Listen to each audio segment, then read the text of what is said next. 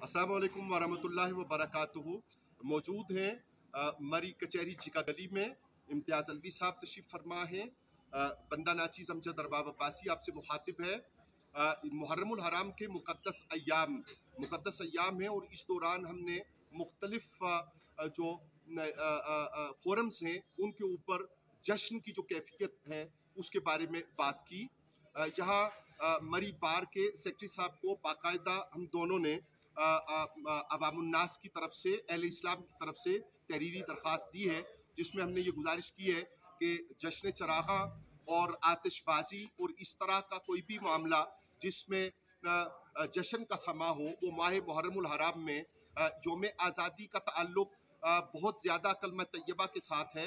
ये नारा ज़ुबान ज़द आब 77 साल से है कि पाकिस्तान का मतलब क्या, ला इलाहा इल्लल्लाह मुहम्मदुर रसूलुल्लाह, और ला इलाहा इल्लल्लाह मुहम्मदुर रसूलुल्लाह की बुनियाद, कलमा तैयबा की बुनियाद आक़ाए रहमत आक़ाए कुल सल्लल्लाहु अलैहि वसल्लम है। और फिर इमाम अर्श मकाम, इमाम अली मकाम, इमाम हुसैन अलैहिस्सलाम और आपकी कुर्बानियों का इसमें एक बहुत बड़ा ताल्लुक है। इस बुनियाद पे हमने इनफरादी मुलाकातें भी की हैं। मैं यहाँ पे तस्करा करूँगा कि बहुत सीनियर वकील हैं जनाब शबीर महमूद मलक साहब, उनकी खिदमत में गुजारिश की है। जलील अख्तर साहब ने हमारी बात को बड़ी मोहब्बत से सुना, इमरान अब्बास साहब ने सुना, सैयदा अफशा आदिल एडवोकेट साहिबा उन्होंने बड़ी मोहब्बत से सुना और इसको उन्होंने उसकी हमायत भी की।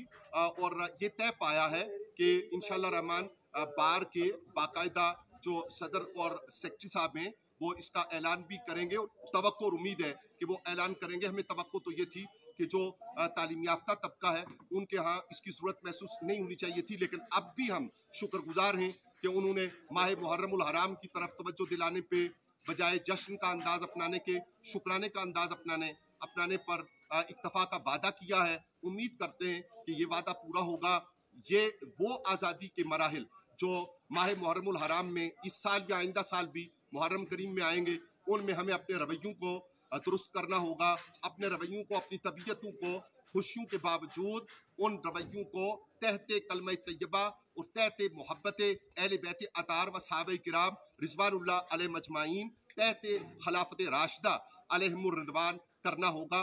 अल्लाह ताला हिम्मत, तौफीक और ताकत दे कि हम अमल कर सके। वमा अलैना इल्लल बलागुल मुबीन।